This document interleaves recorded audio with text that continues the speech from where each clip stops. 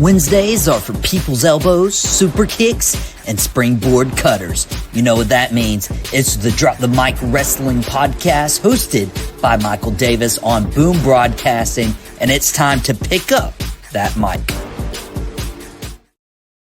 It is Wednesday, and it is the Drop the Mic Wrestling Podcast. I just want to say a quick thank you to everyone watching us on Boom Broadcasting's YouTube channel that's quickly approaching 500 subscribers. If you guys are enjoying this content, enjoyed all the other content that's dropped, Sideline Savants earlier this afternoon, just hit that subscribe button. If you are subscribed, just send this link to somebody you think would enjoy it. And we are going to talk AEW Full Gear. Now, I understand full-heartedly that we're recording this a few hours before Dynamite, and usually between that Wednesday and that Saturday, AEW and Tony Khan always adds like 5 or 6 extra matches and 4 pre-shows and everything. We're just going with the card we have right now, and one of those matchups is MJF Roderick Strong. Now, this is an interesting way they've spun this storyline. Like, MJF is, betrayed by Adam Cole and the Undisputed Kingdom. And that's how we end December 2023. Well, a year later, MJF has injuries to heal from. Is he going to re-sign with the company? Adam Cole has injuries he has to recover from. So we had a really hot story going on between MJF and Adam Cole's friendship, MJF's world title run, and it was derailed by both being injured. And now we've got to the point where MJF was able to return, big pop, then turns heel, waiting for Adam Cole to get better. And then Adam Cole returns, big pop. Now he's a babyface, and they're continuing this Adam Cole MJF feud as if we don't remember what happened. So it's a very interesting dynamic they've put onto this, and we're not getting MJF Adam Cole just yet. We're getting MJF Roderick Strong, which I'm assuming for a December pay-per-view that we will get MJF Adam Cole at World's End a year after all of that went down between those two. That will be December 28th in Orlando, Florida. And so that is what I'm expecting and hoping for. Also, we're in New Jersey for this one, not Long Island, New York, but I would go ahead and say MJF needs this one. He probably cheats his way to a victory, and he is victorious, setting up MJF Adam Cole at next month's World End. Another matchup we have is Hangman Adam Page versus the Switchblade Jay White. Now, talking about somebody who's flipped back and forth between babyface and heel, that is Jay White. I think he was a babyface coming in, and then he was a heel, and then he was a babyface, and then he's a heel, and now he's a babyface again. And it's interesting because I didn't know, much like the Bloodline story, much like this one, much like that one, whenever you have an intense feud like Hangman Page had with Swerve Strickland, I don't know how you can easily move on to something else. And obviously, this isn't hitting as hard as Hangman and Swerve did, but this match is going to be good. These are two former Bullet Club guys. These are two former New Japan guys and two former Ring of Honor guys who are familiar with each other, familiar with the different styles they've wrestled with. And so I could see this being a sleeper for a really good match. And Jay White usually performs really, really well. Jay White, honestly, I'm surprised he isn't in the world title hunt. And maybe he gets there with Jon Moxley currently being a heel and Jay White being a babyface. Maybe Jay White gets up there and contending for the world title where I believe he belongs.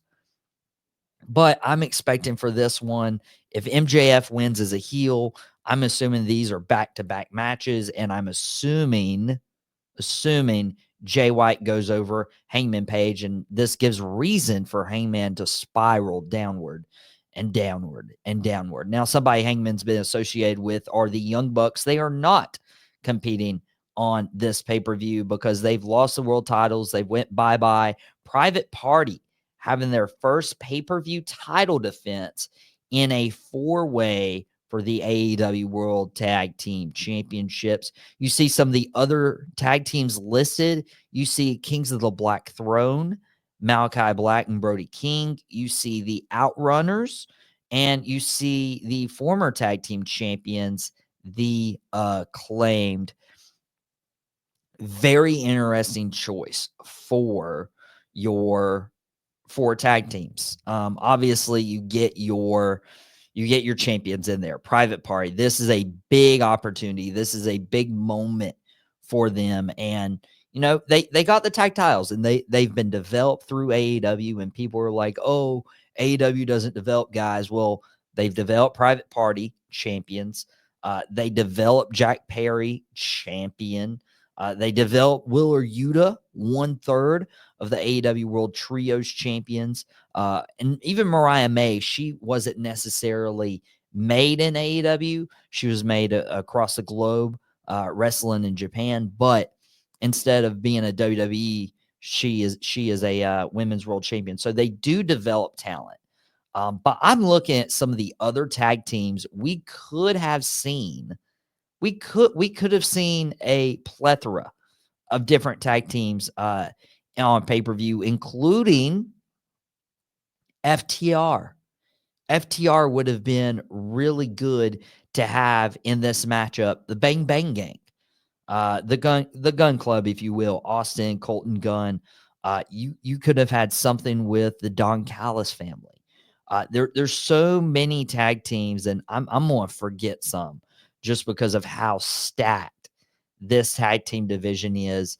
So it's very interesting. You look at who they decided to put in this fatal 4-way tag team match, and I wouldn't have put the Outrunners. I understand you've built up the Acclaimed, you've built up Private Party. You kind of want to give the Outrunners that opportunity.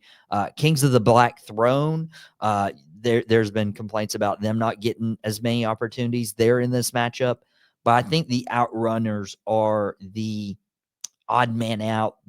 Why are they in there? Why they, other than, win a qualifier, why are they on a pay-per-view challenging for the AEW World Tag Team titles? And that's my only complaint. When you look at this, group, is Malachi Black staying as long as he is? The Outrunners aren't ready. The Acclaimed have already held their fair share of gold. So it's obvious the Private Party is going to win this match. But it's very important for a team like the Outrunners to show, hey, we can hang with these tag teams.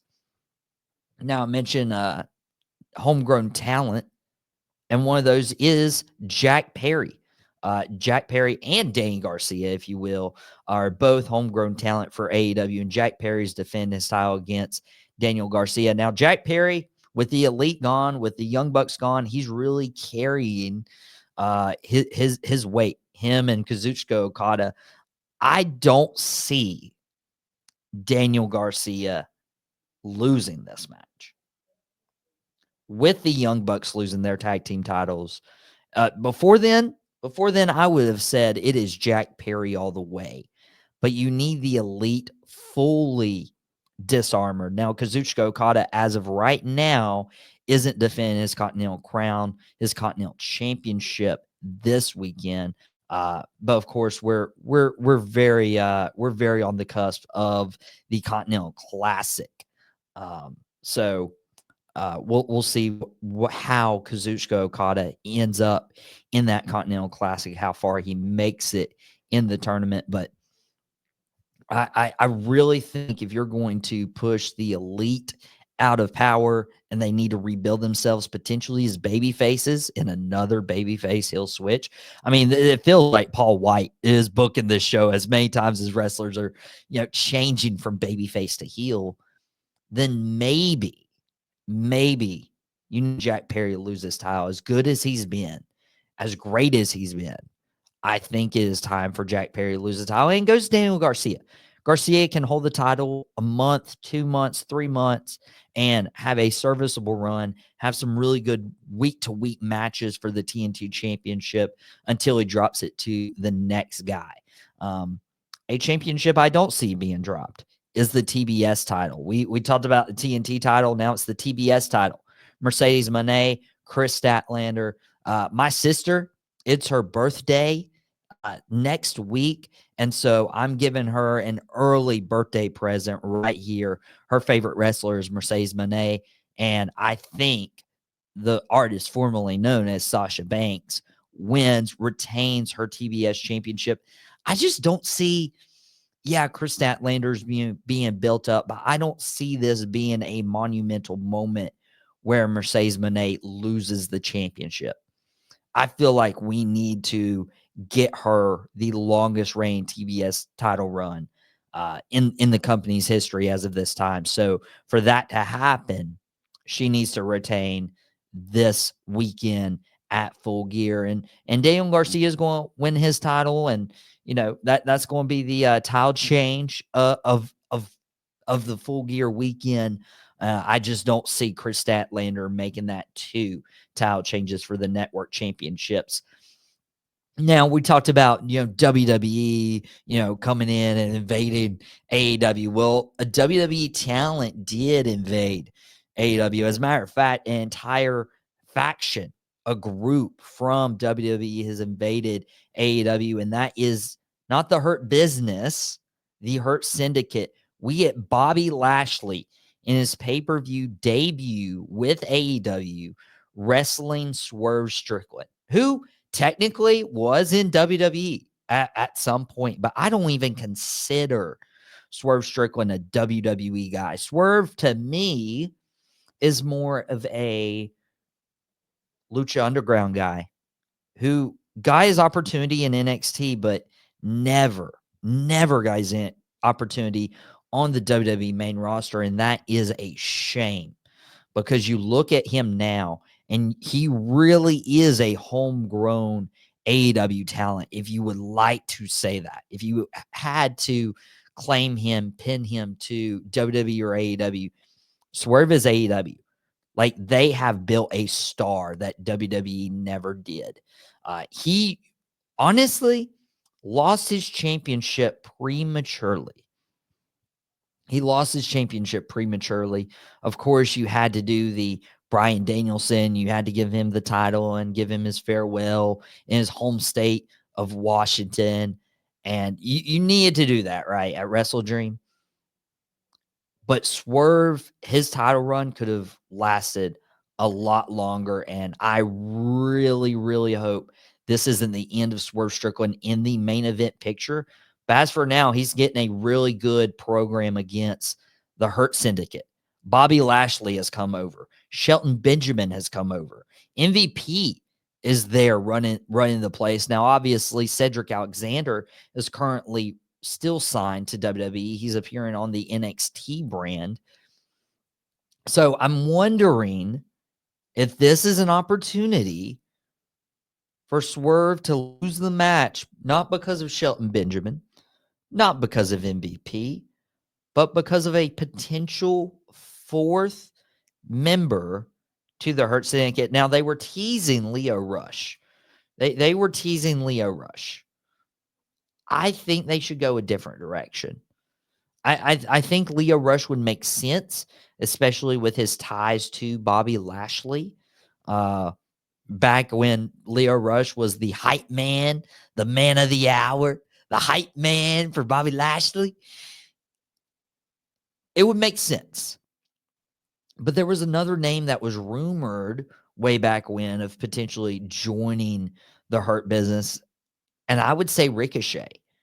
Ricochet obviously had to come in as a babyface when he came in at All In Wembley. Of course, he had to be a babyface. But now you could have Ricochet join the Hurt Syndicate, and make it feel like he's a legitimate threat to anyone on the roster. And this is obviously thinking like the Street Profits, Angelo Dawkins, Montez Ford, they're not wrapping up with WWE. There's conflicting reports where when their contracts expire, what's going to happen there. There are conflicting reports with that. But if you don't think you can get Angelo Dawkins and Montez Ford in AEW, you go ahead, you put Ricochet with the Hurt Syndicate, and you elevate Ricochet, you elevate Lashley and Shelton and MVP, because that is significant. That is a significant group and can really change the perception on Ricochet being just this high flying guy, will do all the cool moves. No, he'll put the hurt on you. And since they have built up Swerve Strickland as much, and this is Bobby Lashley's first AEW pay-per-view, I think Bobby winning with Ricochet's help could prove vital for this feud. And this feud is long from over, and I'm not going to complain. Just like I'm not going to complain about the match of the night. Will Ospreay versus Kyle Fletcher. Now, how many times have I said match of the night, match of the year, Will Ospreay? Well, I'll tell you how many times. It's been the amount of times that Will Ospreay has wrestled in AEW, whether that is a week-to-week basis, whether that is pay-per-view. But I have seen leaps and bounds from Kyle Fletcher. When we had the PWI 500 list review on the Drop the Mic Wrestling podcast, it's available on demand through the Boom Broadcasting YouTube channel. I told you Kyle Fletcher was rated pretty fair, but this will probably be the lowest he's rated for quite some time. He shaved his head. Don't necessarily love the new look, but I love the new attitude from Kyle Fletcher and Will Ospreay. They know each other like the back of their hand. They're going to put on a very, very special match. Now, I know that with Will Ospreay matches in general, and we usually get excited when we have Will Ospreay versus a first-time opponent like a Bryan Danielson or a Konosuke Takeshita or a Swerve Strickland. We get really excited for a Will Ospreay match against somebody he's never wrestled before, he's not familiar with, and I think is going to be ultra special that he has this relationship with Kyle Fletcher from Aussie Open and from traveling together, and they're going to put as much effort as they possibly can into this match, and it's going to be incredible. I'm only concerned about who wins. Obviously, I wouldn't love Will Ospreay taking a loss at Full Gear, but you could tell a really good story if Don Callis uses a screwdriver and aids Kyle Fletcher in winning this match, or if Kyle Fletcher looks at the screwdriver and has the opportunity himself while Don Callis is distracting the referee. Kyle Fletcher being the guy who actually takes his chance, who takes his shot, who doesn't question and will do it by any means necessary. And that is what Will Ospreay couldn't bring himself to. That's why Don Callis stumped Will Ospreay. And so if Kyle Fletcher, the new golden boy of Don Callis, if he is able to make that switch in his mind and use the screwdriver to pin Will Ospreay one-on-one, that keeps Will Ospreay legitimate, but it skyrockets Kyle Fletcher. And I would not be surprised. Obviously, we're going to get a Will Ospreay world title run at some point. But I would not be surprised that within the next 2 years, Kyle Fletcher is an AEW world champion. But as of right now, it is not Kyle Fletcher. It is not Will Ospreay. It is the Death Rider's own Jon Moxley. Talk about the babyface heel changes. Jon Moxley's went through a lot of entrance theme changes and babyface heel changes, but he's defending the title against Orange Cassidy. Now, I will go ahead and say Orange Cassidy, great character. I love the commitment. I love the idea behind it. Do not hand that man a microphone if you're trying to put butts in seats. That's not him. That's not his gimmick. He needs a mouthpiece because he tried going toe-to-toe with Jon Moxley on the microphone, and it just fell flat. And now, of course, we're getting Orange Cassidy versus Wheeler Yuta from the Death Riders. This Dynamite tonight. That's what's going to happen. I'm not necessarily even looking forward to that. Just don't hand either of them the microphone. But this is pretty obvious who wins. I don't have to go into much detail. I don't have to ramble. I don't have to rant. I don't have to analyze and speculate. This is Jon Moxley winning, but give it to Orange Cassidy because of his in-ring work, because of his character work, not necessarily his promos. He has earned this opportunity that he gets to main event pay-per-view. You're not going to take the title off Jon Moxley this soon. So why not give this opportunity to someone who has not had it before? And that's Orange Cassidy. You looked at, all the people who were surrounding the ringside area, concerned for Bryan Danielson after Moxley beat him at Wrestle Dream. And it was like, okay, there's the shot of the people who are the present, who might be the future of AEW, and they need to step up. And so I feel like that is what Jon Moxley is able to do. He's going to take out that list of people who were standing ringside. So eventually it will be TNT champion Dan Garcia. And this weekend, it is going to be Orange Cassidy. Now, there's a point that was brought up on Tuesday's Out of Pocket yesterday. And Wayne from Sideline Savants, he dropped his episode today. Shannon from Quick Hits, he dropped his episode yesterday. They brought up the idea of Shane O'Mac coming in to help run AEW, at least as an on-screen character before the Young Bucks come back. And, maybe he's behind Jon Moxley. I don't think Shane McMahon shows up at Full Gear. I think Shane McMahon would be better off showing up at World's End because that is the significant pay-per-view. That was the significant seismic shift that happened with Adam Cole and MJF last year. I think you need something of that level. So if we do see Shane McMahon, it's not going to be this weekend. Sorry, guys. But it will be in December at World's End is Shane McMahon popping up if that is the direction they are going. But Jon Moxley retains, pretty easy. AEW Full Gear this weekend, guys. It will be incredible. And of course, we have Thanksgiving next week, and so right now for Boom Broadcasting, we're having conversation as content creators whether they want to upload their show, if they want to take a week off or a day off to celebrate with their family. I already know the out-of-pocket schedule will be Monday, Tuesday of next week. And Drop the Mic will be having an episode next Wednesday right here, 3 p.m. Eastern.